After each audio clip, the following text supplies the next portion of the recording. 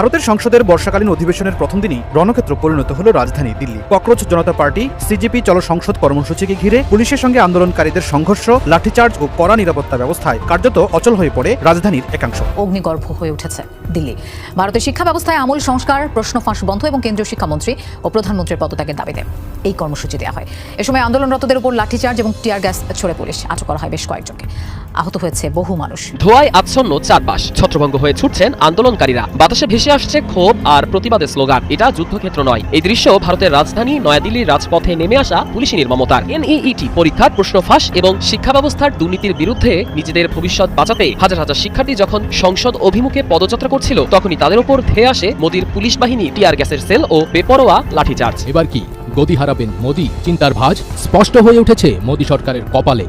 তবে কি এবার নরেন্দ্র মোদীকেও পালাতে হবে ভারত ছেড়ে? বাংলাদেশের সাবেক প্রধানমন্ত্রী শেখ হাসিনা কি ভারতের জন্য গলার কাটা হয়ে উঠছেন? তিনি কি তার বন্ধু মোদী সরকারের বড় মাথা ব্যথার কারণ? শেখ হাসিনাকে নিয়ে ভারত সরকার কি বড় ধরনের বিপদে পড়তে যাচ্ছে? এমন সব প্রশ্ন এখন ঘুরপাক খাচ্ছে ভারত আর বাংলাদেশের সবখানে। সব মিলে ধীরে ধীরে ভারতের গলার কাটা হয়ে উঠছেন শেখ হাসিনা। শেষ পর্যন্ত কোথায় কবে আশ্রয় পাবেন বাংলাদেশের সাবেক এই প্রধানমন্ত্রী? কি ঘটবে তার ভাগ্যে তা একমাত্র সময়ই বলতে পারবে। আসসালামু আলাইকুম। নতুন একটি সংবাদে আপনাকে স্বাগতম। সাথে আছে আমি এইচ.এম. রুবেল। প্রিয় দর্শক, বেশ কয়েকটি গুরুত্বপূর্ণ ভিডিও নিয়ে হাজির হয়েছে আপনাদের সামনে, যার কিছু অংশ বিশেষ ইতিমধ্যে ভিডিওর শুরুতেই আপনারা দেখেছেন। দর্শক, ভিডিওর শুরুতেই আপনারা দেখে বুঝে গিয়েছেন আজকের ভিডিওটি কতটা গুরুত্বপূর্ণ হতে যাচ্ছে এবং কোন বিষয়টিকে ইঙ্গিত করছে। তাই সকল দর্শকদের অনুরোধ করব, একটা মুহূর্ত না টেনে সম্পূর্ণ ভিডিওটি মনোযোগ সহকারে দেখতে থাকুন, তাহলেই মূল বিষয়টি বুঝতে পারবেন। দর্শক, আমরা আজাইরা কথা না বাড়িয়ে সরাসরি দেখে আসবো কাঙ্ক্ষিত সেই ভিডিওগুলো। তবে তার আগে বলবো, যারা প্রতিনিয়ত আপডেট খবর দেখতে চান তারা অবশ্যই আমাদের চ্যানেলটি সাবস্ক্রাইব করে পাশের বেল আইকন অন করে দিবেন পরবর্তী ভিডিওর আপডেট সবার আগে দেখার জন্য। যারা আগে থেকেই সাবস্ক্রাইব করে রেখেছেন তাদেরকে অসংখ্য ধন্যবাদ। দর্শক, আপনারা কে কোন জায়গা থেকে ভিডিওটি দেখছেন অবশ্যই কমেন্ট করে জানিয়ে দিবেন। চলুন দর্শক, ভিডিওটিতে আমরা একটি লাইক দিয়ে ধারাবাহিকভাবে সব ভিডিওর আলোচনা দেখে আসি।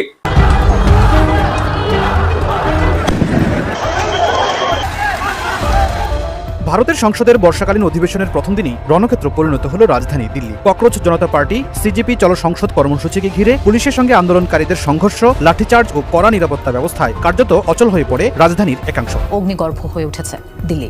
ভারতের শিক্ষা ব্যবস্থায় আমূল সংস্কার, প্রশ্ন ফাঁস বন্ধ এবং কেন্দ্রীয় শিক্ষামন্ত্রী ও প্রধানমন্ত্রীর পদত্যাগের দাবিতে এই কর্মসূচি দেওয়া হয়।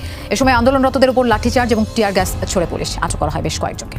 আহত হয়েছে বহু মানুষ। ধোঁয়ায় আচ্ছন্ন চারপাশ, ছত্রভঙ্গ হয়ে ছুটছেন আন্দোলনকারীরা। বাতাসে ভেসে আসছে ক্ষোভ আর প্রতিবাদের স্লোগান। এটা যুদ্ধক্ষেত্র নয়। এই দৃশ্য ভারতের রাজধানী নয়াদিল্লির রাজপথে নেমে আসা পুলিশি নির্মমতার। এনইইটি পরীক্ষার প্রশ্ন ফাঁস এবং শিক্ষা ব্যবস্থার দুর্নীতির বিরুদ্ধে নিজেদের ভবিষ্যৎ বাঁচাতে হাজার হাজার শিক্ষার্থী যখন সংসদ অভিমুখে পদযাত্রা করছিল, তখনই তাদের উপর ধেয়ে আসে মোদির পুলিশ বাহিনী, টিয়ার গ্যাসের সেল ও বেপরোয়া লাঠিচার্জ। এবার কি গদি হারাবেন মোদি? চিন্তার ভাঁজ স্পষ্ট হয়ে উঠেছে মোদি সরকারের কপালে। তবে কি এবার নরেন্দ্র মোদীকেও পালাতে হবে ভারত ছেড়ে? বাংলাদেশের সাবেক প্রধানমন্ত্রী শেখ হাসিনা কি ভারতের জন্য গলার কাটা হয়ে উঠছেন? তিনি কি তার বন্ধু মোদী সরকারের বড় মাথা ব্যথার কারণ? শেখ হাসিনাকে নিয়ে ভারত সরকার কি বড় ধরনের বিপদে পড়তে যাচ্ছে? এমন সব প্রশ্ন এখন ঘুরপাক খাচ্ছে ভারত আর বাংলাদেশের সবখানে। সব মিলে ধীরে ধীরে ভারতের গলার কাটা হয়ে উঠছেন শেখ হাসিনা। শেষ পর্যন্ত কোথায় কবে আশ্রয় পাবেন বাংলাদেশের সাবেক এই প্রধানমন্ত্রী? কি ঘটবে তার ভাগ্যে তা একমাত্র সময়ই বলতে পারবে। ভারতের সংসদের বর্ষাকালীন অধিবেশনের প্রথম দিনই রণক্ষেত্র পরিণত হল রাজধানী দিল্লি। ককরোচ জনতা পার্টি সিজেপি চলো সংসদ কর্মসূচিকে ঘিরে পুলিশের সঙ্গে আন্দোলনকারীদের সংঘর্ষ, লাঠিচার্জ ও কড়া নিরাপত্তা ব্যবস্থায় কার্যত অচল হয়ে পড়ে রাজধানীর একাংশ। সোমবার সকাল থেকেই দিল্লির বিভিন্ন প্রান্ত থেকে সিজেপির নেতাকর্মীরা সংসদ অভিমুখে পদযাত্রা শুরু করেন। সংসদের দিকে অগ্রসর হওয়ার সময় পুলিশ তাদের বাধা দিলে শুরু হয় ধাক্কাধাক্কি। এক পর্যায়ে পরিস্থিতি নিয়ন্ত্রণের বাইরে চলে গেলে আন্দোলনকারীদের ছত্রভঙ্গ করতে পুলিশ লাঠিচার্জ করে। 5+ স্টার রেটিং প্রাপ্ত দেশের সর্বোচ্চ বিদ্যুৎ সাশ্রয়ী ওয়ালটন এসি। স্মার্ট কমফোর্ট এখন নেক্সট লেভেলে। পরিস্থিতি আরও উত্তপ্ত হওয়ার আশঙ্কায় প্রশাসন দিল্লির 5টি গুরুত্বপূর্ণ মেট্রো স্টেশন সাময়িকভাবে বন্ধ করে দেয়। নিরাপত্তার স্বার্থে ওই এলাকাগুলোতে যাত্রী প্রবেশ ও ট্রেন চলাচলও বন্ধ রাখা হয়। এর আগেই রোববার দিল্লি পুলিশ জনসংসদ কর্মসূচির উপর নিষেধাজ্ঞা জারি করেছিল। যন্তর মন্তর ছাড়া অন্য কোথাও অনুমতি ছাড়া মিছিল সমাবেশ নিষিদ্ধ করা হয়। একই সঙ্গে 5 বা ততোধিক ব্যক্তির জমায়েতও নিষেধাজ্ঞা দেওয়া হয়। তবে সেই নির্দেশ অমান্য করেই কর্মসূচি পালন করতে নামেন আন্দোলনকারীরা।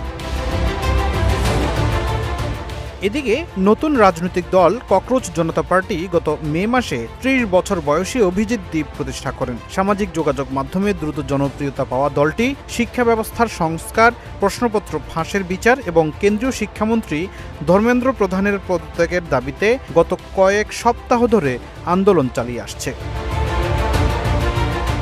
উত্তেজনা আরও বাড়িয়ে দেয় জলবায়ু ও শিক্ষা আন্দোলনের কর্মী সোনম ওয়াংচুককে অসুস্থ অবস্থায় যন্তর মন্তর থেকে হাসপাতালে নেওয়ার ঘটনা। তবে দিল্লি পুলিশের দাবি, জননিরাপত্তা ও আইনশৃঙ্খলা রক্ষায় প্রয়োজনীয় ব্যবস্থা নেওয়া হয়েছে। অন্যদিকে আন্দোলনকারীদের অভিযোগ, শান্তিপূর্ণ কর্মসূচিতে অযৌক্তিকভাবে বল প্রয়োগ করেছে পুলিশ।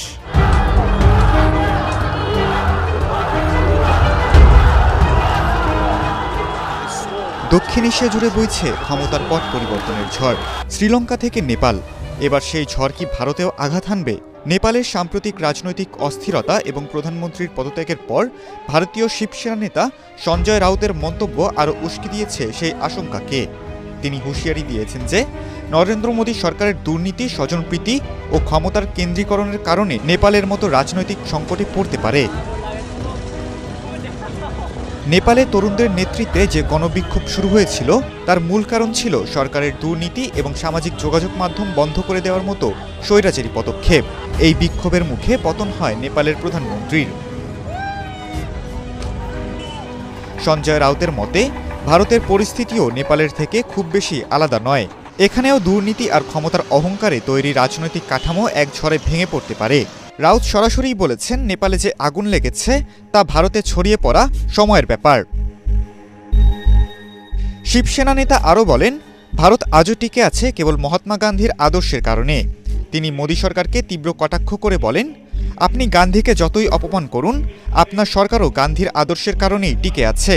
অর্থাৎ জনগণের মাঝে গান্ধীর যে নৈতিক আদর্শের প্রভাব, সেটাই এই সরকারের শেষ রক্ষা। সঞ্জয় রাউত মোদী সরকারের পররাষ্ট্রনীতিরও সমালোচনা করে বলেন, নেপাল একসময় ভারতের ঘনিষ্ঠ বন্ধু ছিল, কিন্তু সংকটে ভারত তাদের পাশে দাঁড়ায়নি।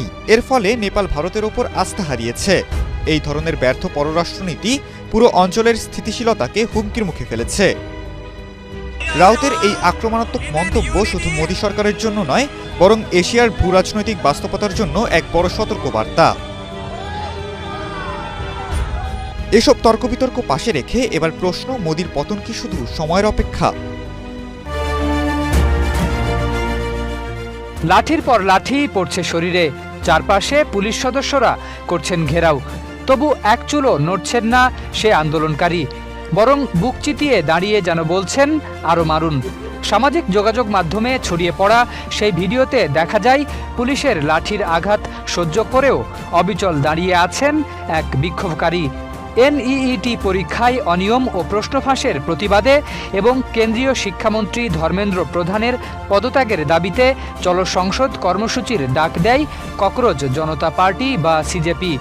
দিল্লি পুলিশ আগে থেকেই এই মিছিলের অনুমতি দেয়নি, তবুও হাজারো সমর্থক যন্তর মন্তরে জড়ো হয়ে সংসদের দিকে অগ্রসর হওয়ার চেষ্টা করলে উত্তেজনা ছড়িয়ে পড়ে। দেশ জুড়ে যে কোনো কেনাকাটায় 10,000 টাকার বেশি অফার, তাই পেমেন্ট মানেই বিকাশ। পরিস্থিতি নিয়ন্ত্রণে আনতে ব্যারিকেড বসায় পুলিশ। পরে বিক্ষোভকারীদের একাংশ ব্যারিকেড অতিক্রমের চেষ্টা করলে লাঠিচার্জ ও কাঁদানে গ্যাস ব্যবহার করে জনতাকে ছত্রভঙ্গ করে আইনশৃঙ্খলা বাহিনী। ঘটনার মাঝেই একাধিক পুলিশ সদস্য ওই আন্দোলনকারীকে লাঠি দিয়ে আঘাত করছেন, কিন্তু তিনি পালিয়ে না গিয়ে একই জায়গায় দাঁড়িয়ে থাকেন। প্রত্যক্ষদর্শীদের ভাষ্য এবং ভাইরাল ভিডিওতে শোনা যায় তিনি পুলিশের উদ্দেশ্যে আরও আঘাত করার চ্যালেঞ্জও ছুড়ে দিচ্ছিলেন। এই দৃশ্যই মুহূর্তের মধ্যে ছড়িয়ে পড়ে সামাজিক যোগাযোগ মাধ্যমে এবং প্রতিবাদের প্রতীক হিসেবে আলোচনায় আসে। বাংলাদেশের সাবেক প্রধানমন্ত্রী শেখ হাসিনা কি ভারতের জন্য গলার কাটা হয়ে উঠছেন? তিনি কি তার বন্ধু মোদী সরকারের বড় মাথা ব্যথার কারণ? শেখ হাসিনাকে নিয়ে ভারত সরকার কি বড় ধরনের বিপদে পড়তে যাচ্ছে? এমন সব প্রশ্ন এখন ঘুরপাক খাচ্ছে ভারত আর বাংলাদেশের সবখানে। গেল 5 আগস্ট ছাত্র জনতার ব্যাপক আন্দোলন বিক্ষোভের মুখে সাময়িক আশ্রয়ের জন্য বাংলাদেশ থেকে দিল্লিতে যান শেখ হাসিনা। কথা ছিল সেখানে থেকে কোনো দেশের রাজনৈতিক আশ্রয় নেবেন সাবেক এই প্রধানমন্ত্রী, কিন্তু 5 দিন পেরিয়ে গেলেও এখনো বিশ্বের কোনো দেশ তাকে রাজনৈতিক আশ্রয় দিতে রাজি হয়নি। এমনকি শেখ হাসিনার আশ্রয়ের খোঁজে মরিয়া ভারত বিভিন্ন দেশের সাথে, বিশেষ করে যুক্তরাজ্যের সাথে যোগাযোগ দেন দরবার করলেও তাতেও কাজ হয়নি। ভিসা নীতির কারণ দেখিয়ে শেখ হাসিনাকে আশ্রয় দেয়নি যুক্তরাজ্য। এমন অবস্থায় সংযুক্ত আরব আমিরাত ও ইউরোপের দেশগুলোর দিকে নজর এখন শেখ হাসিনার। এখন প্রশ্ন উঠেছে, ভারত কেন এখনো শেখ হাসিনাকে দীর্ঘ সময়ের জন্য রাজনৈতিক আশ্রয় দিতে পারছে না? উত্তরে এই অঞ্চলের বিশ্লেষক ও ভারতের গণমাধ্যমগুলো বলছে, শরণার্থী বা আশ্রয় প্রার্থীর ব্যাপারে ভারতের কোনো সুস্পষ্ট আইন নেই, ফলে তিনি আশ্রয় নিতে পারেননি, কেবল ভিসা নিয়েই ভারতে আছেন। তাহলে কতদিন তাকে নিজ দেশে থাকতে দিবে ভারত? বিশ্লেষকরা বলছেন, বাংলাদেশের সাবেক এই প্রধানমন্ত্রীকে নিয়ে ভারতের সমস্যা মূলত কূটনৈতিক ও রাজনৈতিক ক্ষেত্রে। সুসম্পর্কের কারণে শেখ হাসিনাকে আপাতত আশ্রয় দিলেও দীর্ঘ সময়ের জন্য তা সত্যিই কঠিন হবে মোদী সরকারের জন্য। কেননা তাহলে প্রতিবেশী বাংলাদেশের সাথে সম্পর্কের বড় অবনতি হবে ভারতের। আর তেমনটা হলে এই অঞ্চলে ভারতের আধিপত্য কমবে, বাড়বে চীন ও পাকিস্তানের আধিপত্য। এরই মধ্যে বাংলাদেশের অন্তর্বর্তীকালীন সরকারের সাথে সম্পর্ক উন্নয়নের ঘোষণা দিয়েছে পাকিস্তান ও চীন। বাংলাদেশের সাথে বাণিজ্য সম্পর্কও বাড়ানোর ইঙ্গিত দিয়েছে তারা। সেক্ষেত্রে বাংলাদেশের সাথে কূটনৈতিক ও রাজনৈতিক সম্পর্ক অবনতির পাশাপাশি বাণিজ্যের ক্ষেত্রে পিছিয়ে পড়বে ভারত। গেল 1 দশকে ভারতের সাথে সীমান্ত সমস্যা নিষ্পত্তির জন্য স্থল সীমা চুক্তি হয়েছে। দ্বিপাক্ষিক বাণিজ্যকে প্রায় 13 বিলিয়ন মার্কিন ডলারে উন্নীত করা হয়েছে। চালু হয়েছে ভারতের সাথে বাংলাদেশের রেল ও সড়ক সংযোগ প্রকল্প। আর এসব ভেস্তে গেলে বড় অর্থনৈতিক ক্ষতির মুখে পড়বে ভারত সরকার।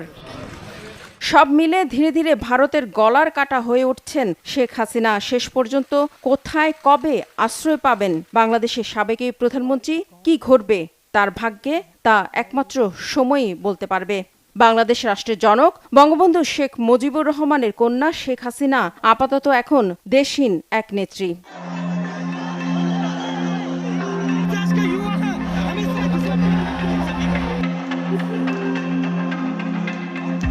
ধোঁয়ায় আচ্ছন্ন চারপাশ, ছত্রভঙ্গ হয়ে ছুটছেন আন্দোলনকারীরা। বাতাসে ভেসে আসছে ক্ষোভ আর প্রতিবাদের স্লোগান। এটা যুদ্ধক্ষেত্র নয়, এই দৃশ্য ভারতের রাজধানী নয়াদিল্লির রাজপথে নেমে আসা পুলিশি নির্মমতার।